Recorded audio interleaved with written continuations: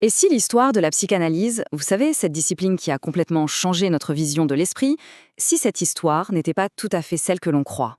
C'est ce qu'on va explorer aujourd'hui, en allant bien au-delà du divan de Freud. Quand on dit psychanalyse, à qui pense-t-on tout de suite? Sigmund Freud, bien sûr. C'est presque un réflexe. Son nom est tellement immense, tellement imposant qu'il a tendance à tout éclipser. Mais voilà, cette histoire, elle a aussi des mères, des femmes, des pionnières, qui ont fait bien plus qu'enrichir ses idées. Elles les ont parfois carrément bousculées, remises en question. Alors la question se pose, qui sont ces femmes qui ont vraiment bâti la psychanalyse? Pour bien comprendre à quel point elles ont été audacieuses, il faut se replonger un peu dans le contexte de l'époque. C'était un monde où, croyez-moi, leurs voix ont dû se battre pour exister, pour être simplement entendues. Alors, imaginez un peu la scène. On est au début du XXe siècle. La psychanalyse, à l'époque, c'est un club d'hommes, très clairement. Et pourtant, petit à petit, des femmes vont réussir à se faire une place. Et comment? En s'attaquant à des territoires que personne n'avait encore explorés, ou en faisant quelque chose d'impensable, oser critiquer le grand Freud lui-même. Et justement, l'un des tout premiers territoires qu'elles ont conquis et qui va absolument tout changer, c'est celui-là, l'enfance. On va commencer avec un nom qui est forcément familier, Anna Freud. Oui, la propre fille de Sigmund. Mais attention, il ne faut surtout pas la réduire à être la fille d'eux, loin de là. En fait, c'est elle qui est considérée comme la véritable fondatrice de la psychanalyse de l'enfant. Son grand apport, ce qui va vraiment marquer l'histoire, c'est sa théorie des mécanismes de défense. C'est quoi ça? Eh bien, ce sont toutes ces stratégies que notre esprit met en place de manière totalement inconsciente pour se protéger de l'anxiété. Vous savez, des choses comme le déni ou la projection. Une idée, mais absolument révolutionnaire pour l'époque et qui va ouvrir la porte à toute la psychologie du développement. Et face à Anna Freud, on a une autre figure, tout aussi majeure, Melanie Klein. Et là, l'approche est complètement différente. Si Anna Freud s'intéressait, disons, à l'architecture du moi, Melanie Klein, elle, va plonger dans les profondeurs de la psyché des tout-petits, et je parle des tout premiers mois de la vie. Et là, elle va avancer des idées qui sont, comment dire, franchement radicales. Par exemple, ce qu'elle appelle la position paranoïde schizoïde. En gros, pour elle, un bébé ne perçoit pas sa mère comme une personne unifiée. Il la voit en morceaux, il y a le bon sein, celui qui le nourrit, et puis le mauvais sein, celui qui le frustre. Et cette vision fragmentée du monde serait à l'origine de nos angoisses les plus profondes. Et c'est là que ça devient vraiment passionnant. Parce que les visions d'Anna Freud et de Melanie Klein, eh bien, elles sont à l'opposé l'une de l'autre, totalement. Leur clash lors des fameuses grandes controverses à Londres dans les années 40 a été si intense, si violent intellectuellement, que ça a forcé toute la discipline à se remettre en question et à évoluer.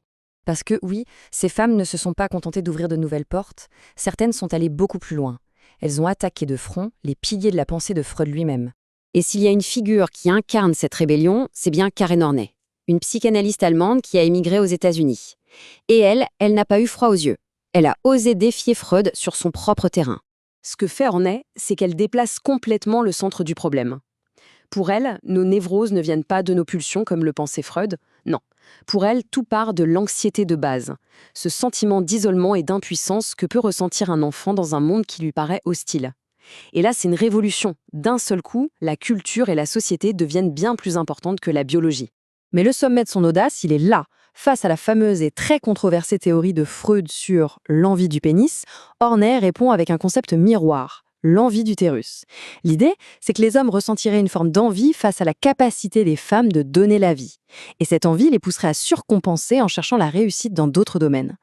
Je vous laisse imaginer, à l'époque, c'était une véritable bombe intellectuelle. Mais leur influence ne s'est pas arrêtée à l'individu, loin de là.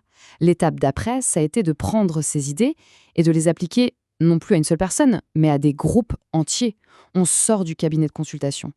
Regardez un peu cette chronologie, elle est assez incroyable. En à peine plus de 20 ans, on assiste à une véritable explosion d'innovation.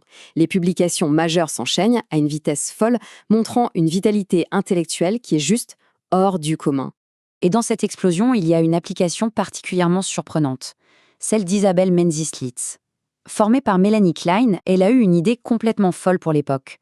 Et si on appliquait les outils de la psychanalyse non pas à une personne, mais à une institution tout entière? Concrètement, qu'est-ce qu'elle fait? Elle va étudier le fonctionnement d'un hôpital. Et elle va montrer que les règles, la hiérarchie, la façon de répartir les tâches, tout ça, en fait, ça peut fonctionner comme des mécanismes de défense collectifs. C'est l'organisation elle-même qui se structure pour se protéger de l'anxiété que génère son propre travail. Et là, on assiste ni plus ni moins, à la naissance de la psychosociologie clinique. Alors, on pourrait se dire, bon, tout ça, c'est de l'histoire ancienne, non? Eh bien, pas du tout. En réalité, tous ces concepts sont d'une modernité saisissante. Ils nous donnent des clés de lecture incroyables pour comprendre notre monde, et tout particulièrement le monde du travail. Ce ne sont pas juste des théories poussiéreuses. C'est une véritable boîte à outils que ces femmes nous ont laissée. Une boîte à outils pour décrypter tout ce qui se joue, souvent de manière invisible, dans notre quotidien au travail. Prenons les défenses organisationnelles de Menzies Leith. Une hiérarchie super rigide, des procédures très impersonnelles, le fait de fragmenter les tâches pour que personne ne se sente vraiment responsable, ça n'en rappelle rien? Tout ça, ce sont des manières pour une organisation de gérer son anxiété collective. Le problème, c'est que ça se fait souvent au détriment de l'agilité et du bien-être des gens qui y travaillent. Et on peut étendre la réflexion. Le travail d'Anna Freud sur les mécanismes de défense, eh bien, ça nous aide à comprendre nos propres réactions face au stress au boulot. Les théories de Karen Horney, elles nous montrent à quel point la sécurité psychologique au travail, c'est absolument fondamental. Et même les idées de Melanie Klein peuvent nous éclairer sur la dynamique parfois très complexe entre une équipe et son manager. Donc, le point crucial à retenir, c'est celui-ci. Ces femmes n'ont pas juste ajouté leur pierre à l'édifice. Non, elles ont été des véritables architectes. Elles ont complètement redéfini notre compréhension de l'enfance, des relations sociales, de la psychologie des groupes. En bref, elles ont transformé la psychanalyse pour toujours. Finalement, leur histoire nous rappelle une chose essentielle. Les grandes idées n'ont que très rarement un seul et unique auteur. Et ça nous laisse avec une dernière question. Quelles sont les voix, peut-être un peu moins audibles aujourd'hui, qui sont en train de dessiner la façon dont on comprendra le monde demain ?